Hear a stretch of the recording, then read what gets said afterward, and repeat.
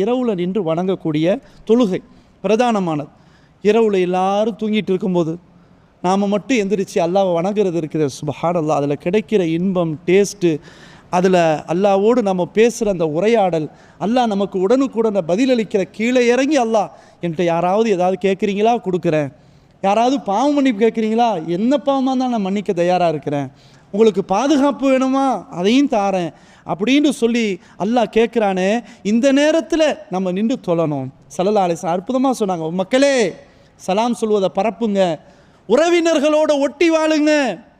எல்லா மக்களும் உறங்கி கொண்டிருக்கும் போது நீங்கள் எழுந்து இரவிலே நின்று வணங்குங்கள்.